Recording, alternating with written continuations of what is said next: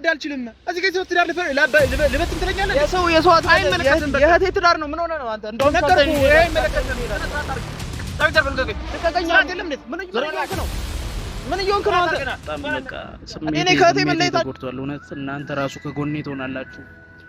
እውነታው እየወጣ ሲመጣ ያለውን ነገር ስትረዱ ከጎኔ ትቆማላችሁ ብዬ እያሰብኩ ነበር። ግን አይ ማለት እህት እየተደበደበች እንዴ ነው የምታየው? በቃ ስርዓት አድርግ እንዴ። አሁን ናሂ እኮ ሌላ ታሪክ ውስጥ ገብቷል እኮ። ባለቤቱ አባቷ ምኗም ናሆም ነው፣ እንደፈለገ ያርጋት። እኔ ደግሞ እንደዛ ማሰብ አልችልማ። አስተዳደጋችን እንደዛ አይደለም ነው። ስርዓት አድርግ እንጂ ስንት አመት ሙሉ ለፍታ ይባል ነገር የለም። ይሄ የሰው ቤት ነው። ትዳሯ እንዴት ማስኬድ እንዳለባት እሷ ነው የምታውቀው።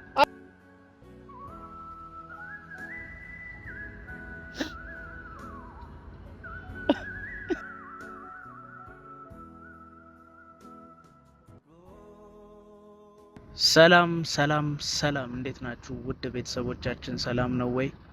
አለው እግዚአብሔር ይመስገን፣ ክብሩ ይስፋ፣ ምስጋናው አይጓደል። እኔ እንግዲህ አለውላችሁ። ያው መኖር ከተባለ ያው ሁሌ እያማረርኩ እናንተ ጋር መምጣት ሰለቸኝና ሁሌ የሆነ መጥፎ ነገር እያወራው እናንተ ጋር መምጣት ትንሽ ደብሮኛል። እውነቱን ለመናገር በጣም በቃ ምላችሁ እንዴት ብዬ ላስረዳችሁ? በጣም አስቀያሚ ሁኔታ ላይ ነው ያለሁትና ትንሽ ደብሮኛል፣ ከፋፍቶኛል ምናምን።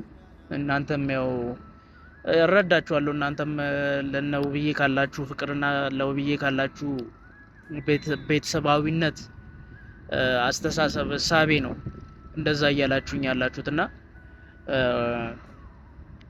በቃ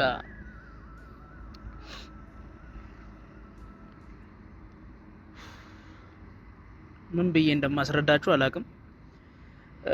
ውብዬም በጣም ማይሆን ሁኔታ ውስጥ ነው ያለችው አሁን በዚህ ሰዓት እና ምናምን ከባብዶኛል። እኔ በጣም ከብዶኛል ስለሷ ማሰብ፣ ስለሷ መጨነቅ።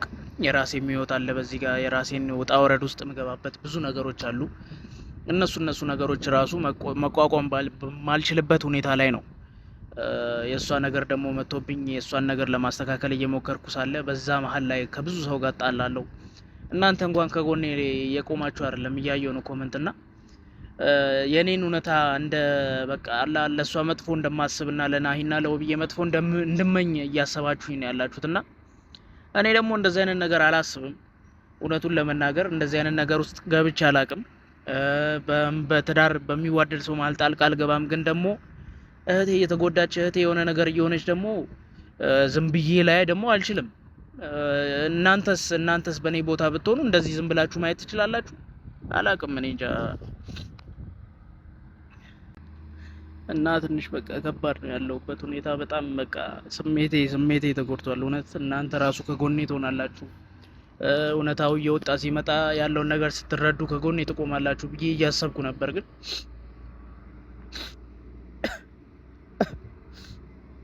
ይቅርታ ቤተሰብ፣ በጣም ስሜታዊ ሆኜ ነው። ስሜታዊ ያደርጋል ያለው ነገር።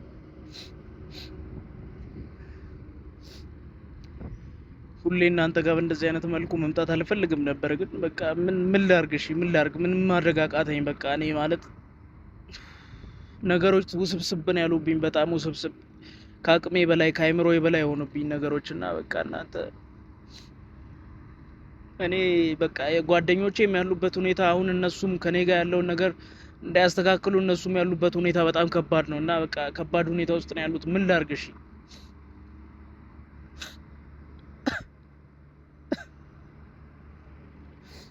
ወንድ ልጅ አይፈተን። እውነት በጣም ወንድ ልጅ አይፈተን። በቃ ማለት አትፈተኑ፣ በቤተሰባችሁ ደግሞ አትፈተኑ፣ ጭራሽ አትፈተኑ። በቃ ወንድ ልጅ ፈተና ውስጥ መግባት የለበትም። በቃ እኔ ወንድ ልጅ ግን እኔ ማለት ለእህቴ ቅጣ በቃ በሆንኩኝ ለእህቴ የሆነ ነገር ላድርግ ባልኩኝ እንዴት እንደዚህ አይነት ነገር በቃ ማለት ሚኮም ተነስቶ ናሆሜን በቃ ናሆሜስ አሁን ያለው ነገር ተረድቶ ናሆምን እንትን እያለ ነው። ሚኮም ደግሞ ድጋሚ ወደሷ ቲጂ አሁን እኔ የቲጂ ነገር እንዴት ነው ማለት እንዴት ነው ተውጦላችሁ ሁሉን ነገር ከናሆም ጋር መሆኗ ኖርማል ይሆንላችሁ? እንዴት ነው ማለት እኔ የማሳያችሁ ነገር እኮ እኔ እኮ ለናሆም ያሳየዋቸው ነገር ፎቶ ብቻ እኮ አይደለም፣ ብዙ ነገር አለው፣ ብዙ ሚስጥር አለው። እንዴት ነው ያንን ነገር ማትረዱት? እኔ እንጃ። እኔ በቃ እኔ ማንንም እያዳመጠኝ ስላልሆነ ከማንም ጋር እየተሰማማውም ስላልሆነ በቃ እኔ ራሴን ብቻ ይዤ ወደምሄድበት ሄዳለሁ ብዬው ሻንጣዬንም አዘጋጅቻለሁና ከዚህ በኋላ እኔ ላታዩኝም ትችላላችሁ አላችኋችሁ። በቃ ማለት እዚህ ጋር መጥቼ እንደዚህ ብዬ ምንም ላልላችሁ እችላለሁ። በጣም ይቅርታ ይሄንን ስላችሁ፣ ግን በቃ ውስጤ እውነት ከምላችሁ በላይ ተነክቻለሁ። አይምሮዬን ነክታችሁታል። እናንተም ከጎኔም ያለው ሰው በቃ ሁላችሁም አይምሮዬን ነክታችሁታል እና በእንደዚህ አይነት ሰዓት ከጎኔ መቆም ሲገባችሁ አይምሮዬን ነክታችሁ በማይሆን ሐሳቤ እንደ የሆነ ነገር ራሴ ላይ ስባረግ ማለት ብቻዬን እኮ ነው እየታገልኩ ያለሁት። ለምንድን ነው ይሄ ማይገባችሁ? እንዴት አትረዱኝም? እኔ ብቻ እውነት አለኝ እያልኩኝ ግን ዞሮ እኔ በቃ እነሱ እንዲለያዩ አይደለም የምፈልገው። እነሱ እውነታው ወጥቶ በእውነታው መንገድ በስነ ስርዓት መሄድ ባለበት መንገድ ይሄድ ነው እንጂ ሁሉ ነገር ተደባብቆና ተሸፋፍኖ እንዲሄድ አልፈልግም። በቃ ግን ያንንም ብሞክር ያንንም ብጥርም እህቴ ጭራሽ ሆስፒታል ገብታ ሌላ ዕዳ ውስጥ ገብታለች። ሌላ ትልቅ ዕዳ ውስጥ ገብታለች። እሺ ምንድነው ማድረገው? እሺ ለሱስ ምን አይነት መፍትሄ ነው የምሰጠው? እርጉዝ ነሽ ተብላለች። እሺ ሆስፒታል ገብታውን ምንድነው ምለው? እሺ ማለት አሁን ያለባት ችግር አልበቃ ብለው ነው ያሏት ልጆች አልበቃ ብለው ነው ባለው ነገር ላይ ሌላ ጣጣና ሌላ ዕዳ ጭንቅላቷ ላይ የሚመጣባት ለምን እንዴ? ለምንድነው እንደዚህ አይነት ነገር? ለምን እኛ ቤተሰብ ላይ ብቻ እንደዚህ ይሆናል? ለምን እንዴ? በጣም ከባድ ነገር ነው እኮ። እኔ ፈጣሪ ጋርም ሄጄ በቃ ማማረር ሆነብኝና እኔ ቤተክርስቲያን ራሱ እየሄድኩ ማልቀስ፣ ሁሌ ማማረር። አንድ ቀን እንኳን እስቲ ላመስግን ፈጣሪ እባክህ አንድ ቀን እንኳን ማመስገን ልቻል።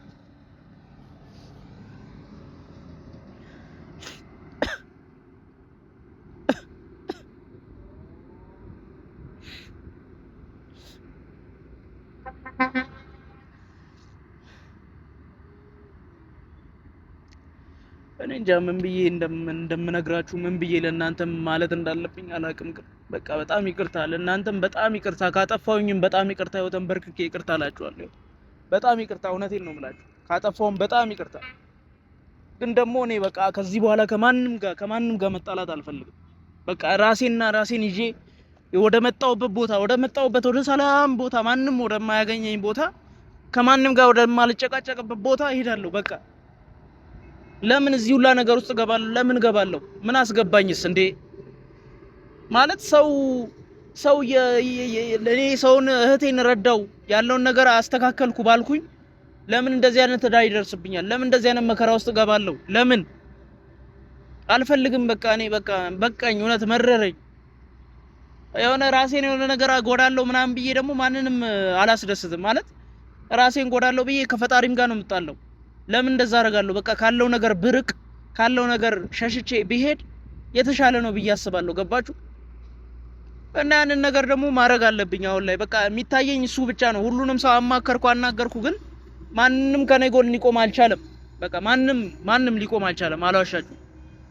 ለዛ እኔ በቃ ማድረግ ያለብኝ አሁን በዚህ ሰዓት የተሰማኝ ይሄ ነው። በቃ ምን ላድርግ ማለት የኔ መኖር እንደዚህ ብዙ ብጥብጥ የሚያስነሳ ከሆነ ከብዙ ሰው ጋር የሚያጋጨኝ ከሆነ ለምን እኖራለሁ ታዲያ? እዚህ ለምን መምጣቴ ምንድነው ጥቅሙ?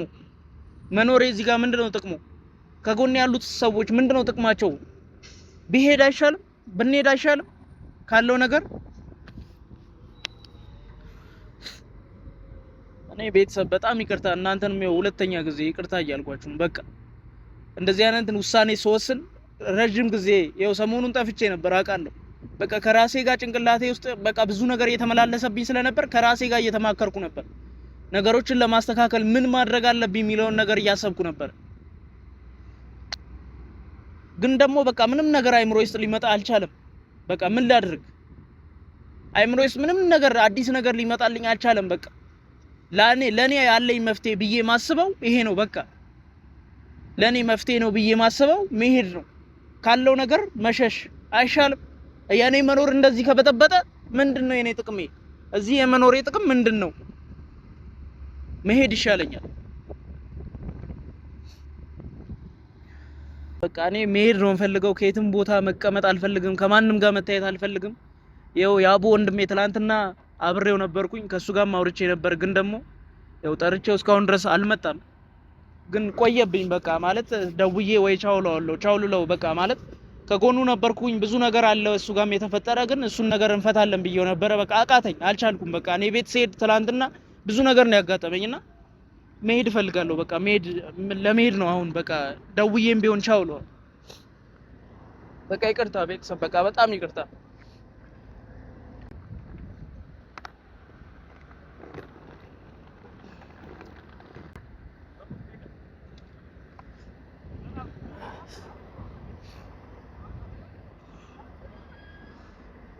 በቃ እንግዲህ ቤተሰብ በጣም ይቅርታ።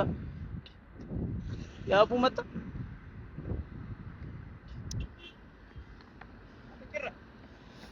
አንተ ግን ስርዓት አይኖርም። ምን ሆነህ ነው? ያቡ በእናትህ ተወኝ። በቃ ስንት ነገር እንዲያወራን ምን ሆነህ ነው? በቃ ያቡ እኔ በቃ አልገባህም፣ ያለሁበት ሁኔታ አልገባህም። እኔ ና በእናትህ አምጣው ሻምጣውን።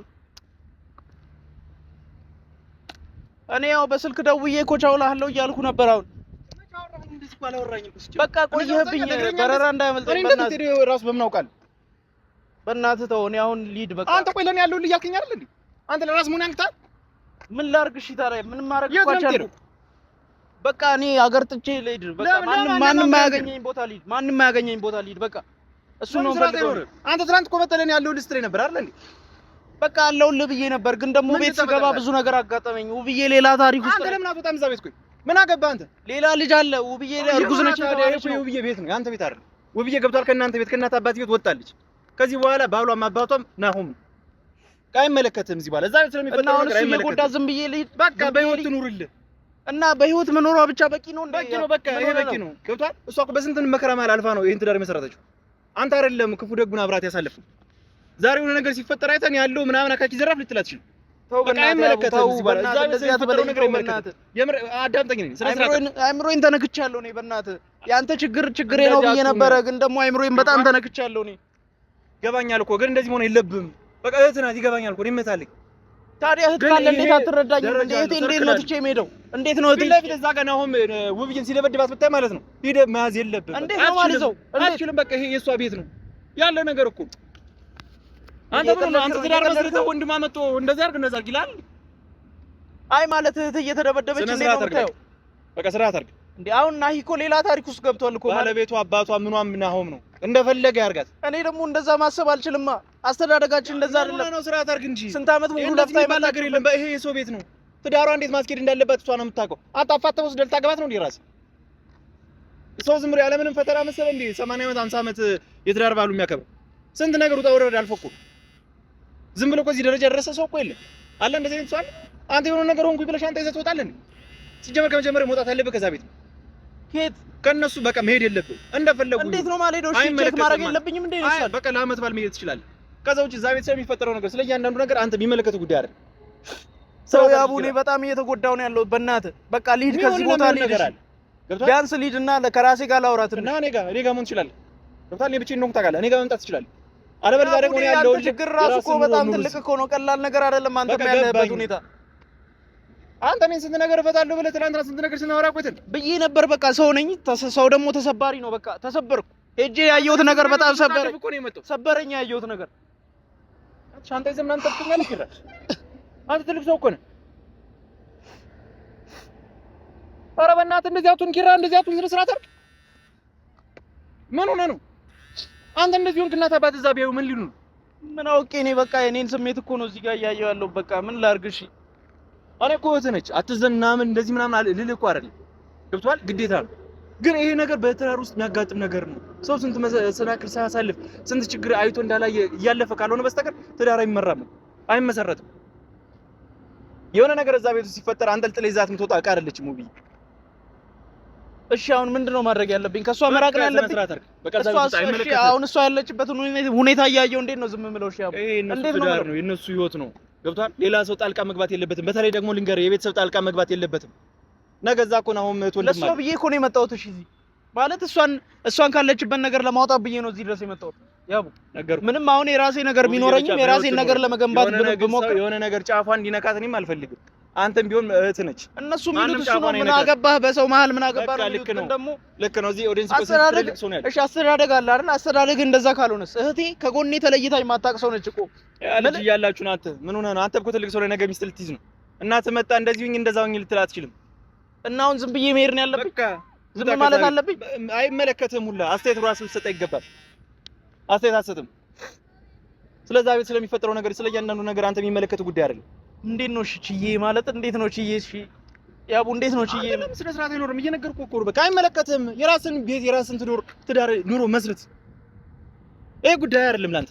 የኔ ተሳክቶ የእህቴ ካልተሳካ እንዴት ነው ማለት? እሺ ምን ሆነ ያልተሳካ? እኔ ጨንቀኛል። ከአንድ ሙሉ ልጅ አላት። አንተ ልታሳድግላት ናሂ እኮ መጥፎ ሰው አይደለም እያልኩ ነው። አሁን እያደረገ ያለው ነገር ግን በጣም መጥፎ እያስባለው ነው። መጥፎ ነገር እያደረገ ነው አሁን ላይ ነው። ስለሱ ነገር ምናምን ውብዬ በምትፈታበት መንገድ ትፈታዋለች። እስከዛሬ እንኳን ስንት መሰናክል ስንት ነገር አጋጥሟቸዋል። ወጣት ብዙ ነገር ውስጥ ይችላል የምታልፍ ጠንካራ ሴት ነች። ዛሬ አንተ መጣህ ገብቷል። አቅጣጫ ልታዛዝ ነው በዚህ ውጪ በዚህ ግቢ ልትላት አትችልም። አይመለከትም። ደከመኝ እኔ ያቡ እውነቴን ለመናገር በቃ ደከመኝ፣ አቃተኝ። በቃ ከዚህ በላይ አልችልም። አልጠበቅኩም እኔ እንደኪራ ታደርጋለህ ብዬ አልጠበቅኩም። አልችልም በቃ ከዚህ በላይ አቃተኝ። ምን ላድርግ? ከዚህ በላይ ምን ላድርግ? ምን የነገርኩህ ነው። በቃ አይተህ እንዳላየ ልታልፍ ይገባል። ስርዓት አድርግ። ዝም ብለህ እየመጣህ እዚህ እንድታለቃቀስ አልፈልግም። ለሷም አሁን እንደዚህ መሆኑ እየተፈሰፈስክ ነው። ለሷም ጠንክረህ የምትቆምላት አሁን አንተ ለመከታው እንደምትሆናት እንደዚህ ስትሆን ስታይ እኮ እሷ ራሱ ነው ሽባ የምትሆን። ይጨንቀኛል። እኔ አሁን ስለሷ ሳስብ ራሱ ውስጤን ነው የሚጨንቀኝ። በቃ ማለት እኔ እሷ ስንት አመት እኮ እዛ በረሃ ውስጥ ምን ልበል በቃ እዛ ፀሐይ የቀቃት እኮ ስንት ነገር ያደረገች ሰው እኮ ነኝ። ስንት የቤተሰቧን ህይወት ለማሻሻል የራሷን ህይወት ለመቀየር ብላ ስንት አመት እዚህ መጣ እኮ ምን በቃ ደስታና ሁሌ ልትሸሻው ምን ታረግላት ፍላጎት ምንድነው? ይሁን የምትለው የተሻለ ህይወት ካሁን ከዚህ የተሻለ ህይወት ለመስጠት የምትሰጣት ምንድነው? ወስዳ አንተ ልጆቿን ታሳድጋለህ አይደል? ናሂም እንደዚህ አይነት ነገር እንዳያስብ ካሁን በኋላ ከማንም ጋር እንዳይገናኝ ማለት ፊቱን ራሱ ቀና አድርጎ እንዲያየት አልፈልግም። እውነቴን ነው የምልህ። ይኸውልህ አሁን ስለነሱ ህይወት ገብቼ ጣልቃም ገብቼ ማለት ነው አስተያየት ልሰጥም እንደዚህ ነው እንደዛ ነው እንላቸው። አንተ እዚህ ጋር ጓደኛ ገብቷል። ስርዓት እንድታረግ ነው። እንደዚህ መሆን የለብህም። መረበሽ የለብህም። አንተ ለምን ሰው ራሱ ፈርንጅ ኪራ እኔ በጣም ይቅርታ እያልኳቸው ነው። እነሱ ነው ይቅርታ እያልኩ መጣ ሰው ፊት ታለቅሳለህ እንዴ? ሰው ትዳር ካልፈረሰ ብለህ ምን ነው የምትለው? በቃ ልትረዳኝ አልቻልክም። በቃ አንተ ራሱ እየተረዳኸኝ አይደለም። አንተ ልትረዳ አልችልም። እዚህ ጋር ሰው ትዳር ልበትን ትለኛለህ። የሰው አይመለከትም። የእህቴ ትዳር ነው። ምን ሆነ ነው አንተ? እንደውም ነገርኩህ። ይሄ አይመለከትም። ስነ ስርዓት አድርግ። ልቀቀኝ። ምን እየሆንክ ነው አንተ? እኔ ከእህቴ መለየት አልችልም። አልፈልግም። በቃ ሻንጣዬን ስጠኝ። በቃ አምጣ በእናትህ አቡ ይኑር። ልቀቀው። ሻንጣዬን ስጠኝ። እዚህ የሰው ትዳር ላፍርስ ትላለህ እንዴ? ግግም ብለህ እኮ ነው የእህቴ ትዳር ነው። አታገባትም አይደል አንተ? እንደፈለገች ትሁን። የእህቴ ትዳር ነው። በቃ ስጠኝ። አንተ ኑሮውን ኑር። ከዚህ በኋላ ኪራ የእህቴ ትዳር አስተካክላለሁ። ወንድም ነኝ እኔን አዳምጠኝ። ኑሮውን ኑር። ከዚህ በኋላ የራስህን ኑሮ የራስህን ትዳር መስርት። አልችልም ያለ እሷ መኖር በቃ አሁን እኮ ልኑር እያልክ አይደለም እኮ ትዳሯን ልበትን ይዣት ሁለት ልጅ ያሳድጋለሁ እያልክ እኮ ነው ያለው። ምን አገባህ? ሻንጣዬን አሰጠኝ። ሻንጣዬን ስጠኝ። በቃ ስርዓት አድርግ። ዞር እንዳትከተል። ቤት ነህ ነው። ምን እየሆንክ ነው? ቤት መጥተው